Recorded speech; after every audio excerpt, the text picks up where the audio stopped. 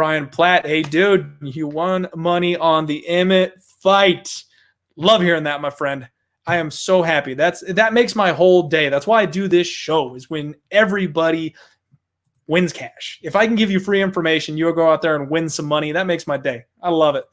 Next fight of the night, Mike Perry versus Mickey Gall. We have reached the co-main event of the evening, folks. Platinum Mike Perry, maybe the most insane fighter on the UFC roster, taking on Mickey Gall. And I'll tell you something. I wanted to come in here and give y'all a really hot take. I wanted to come in here and tell you that I'm betting Mickey Gall to win this fight because he's a big underdog and that line is too wide. I had it all locked and loaded, had my trigger finger itchy to lock that bet in, and then I watched the tape. Can't do it. Just can't do it. So Platinum Mike Perry is in a weird spot right now. All right. He lost the Platinum Princess. She left him. He got some new chick, which she's a looker, you know. Go Mike Perry. But he's calling her God. I mean, he's like literally saying like, I need to please my God and I worship her on a daily, like shit like that. I mean, just kind of being a little insane. And she's going to be his corner for this fight. He doesn't have his professional corner. It doesn't sound like he's training with Jacare anymore. His chick is going to be his training partner and corner man for this fight. And I don't know what to make of that. The two training partners that I've seen him bring in to get ready for Gall's grappling are a white belt and a blue belt. I looked them up. I did some Instagram stalking. Y'all know I like to do my Instagram stalking. And they're legit. They're legit. These guys are good grapplers, but they're at the white belt and the blue belt level. Keep that in mind.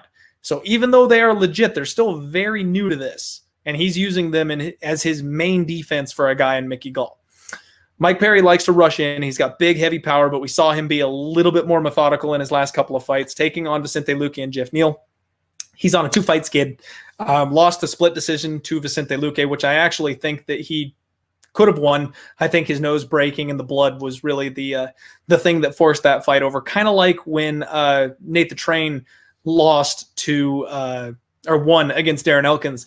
Darren Elkins was busted up and bloody, but I think he actually won the fight. When you look at the scorecards and who scored more and the punches and things like that, I think the fight went to the wrong guy because of the damage that was dealt. Understandable, you know, that whole look at their faces, which guy won the fight, which guy lost the fight. It makes sense. But I think that Mike Perry very much could have won that fight, but he's taken a lot of damage in his last couple fights. That 15-minute war with Vicente Luque and then the turnaround to take on Jeff Neal, who is a future title holder. I think that really led to him getting knocked out. He got knocked out by Jeff Neal in the first round, and Mike Perry is very well known for being durable. And I just think that left him, because when you get in a war like the one he was in with Vicente Luque, you need some time off. You need 9 months. You need a year. Like, you've got to let your body settle back up. And he came back in December against Neal, not quite as much time as I would like to see, and also taking a step up in competition, got clipped and taken out early. So now it's been 6 months and since that, 6-7 months, somewhere in that ballpark. And he's making his return against a guy in Mickey Gall who's got no striking to speak of. Mickey Gall's striking is getting better. He's working on it. But I would have expected to see a whole lot more from this kid. When Mickey Gall first came on the scene, I was really high on him. I thought it was a guy that I wanted to bet. I thought he was a guy I would like to back and bet on a lot going forward. However, he just hasn't improved. He just has not been trending in the right direction. And that's concerning.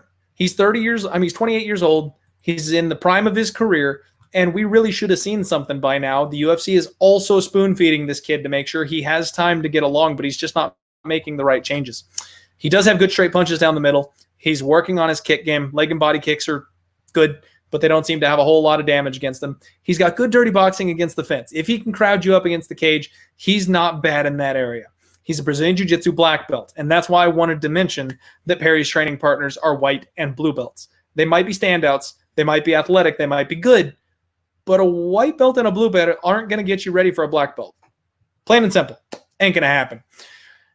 Mickey Gall does shoot in from distance. He doesn't set those takedowns up, and he's not very good at them. He's not a wrestler. He's a jiu-jitsu player. So he relies on the trips. He relies on dragging his opponents to the floor. He doesn't have a blast double leg or anything like that. And Mike Perry has some very surprisingly good counter wrestling and offensive wrestling himself. On top of that, he's going to be the shorter guy. He's a muscle tank type of fighter. So if Gall can't get under those hips, I don't think he's going to be able to drag him to the mat. He does have a good, intelligent ground game from the bottom, does Mickey Gall. He hits good reversals, good sweeps. He's got an intelligent guard, just defensively. He's solid on the mat. He uses good wrist control, good butterfly hooks. The problem is he gasses out. Every time he gasses out. So I bet against him and cashed handsomely on Diego the Nightmare Sanchez when they fought back in 2019. One of my big shot dogs that I like to go for came through for us in a big way. And that's just because Mickey Gall's gas tank. Diego Sanchez never gasses. Mike Perry never gasses. And if Mickey Gall is not going to be able to get Mike Perry on the mat where he can use his advantage, that means this is a striking battle. And if this is a striking battle, I don't care how damaged or rocked Mike Perry is, Gall doesn't have the power to knock this guy out. I really wanted to bet Mickey Gall, damn it. I wanted to come in here and spit fire and have everybody blow up at me and tell me how much of an idiot I am and then cash the ticket. And I can't. I just don't see Mickey Gall getting it done. So right now, Mike Perry is a minus 275 favorite. And unfortunately, with the talks of his girl being God and without having a proper gym to train at and with a woman who is half his size holding pads for him to get ready for Mickey Gall, I can't trust Mike Perry in this spot either. Unfortunately, this is a pass situation because I don't want to parlay the guy, even though I absolutely think he's going to wreck Mickey Gall's shit on the feet. But I also can't pick Mickey Gall because I don't think he can get Mike Perry to the ground. And if he can't get Mike Perry to the ground, he can't win. If he does drag Perry to the ground, we saw Perry get submitted by Cowboy Cerrone, but that's a massive difference. Huge difference. Cowboy Cerrone is a big guy. He's much bigger than Mike Perry. Blast doubled him, took him down, transitioned, snapped his arm off. I mean, Gall can't do that. Gall simply can't do that. Yes, he can do the transition and the arm bar, but he's not going to be in the position to be able to land that against a guy like Mike Perry. I think Mike Perry is too physically strong. I hate that I can't bet this one because I really wanted to. It's Perry. The pick is Perry, but I can't bet him, unfortunately, at that price. Again, when the props and the totals and stuff like that come out, we'll look for an angle. We'll look for a spot to make money. One of our biggest advantages as sports bettors is we simply don't have to bet every single fight, folks. We don't have to bet this one. And as of right now, I'm not going to.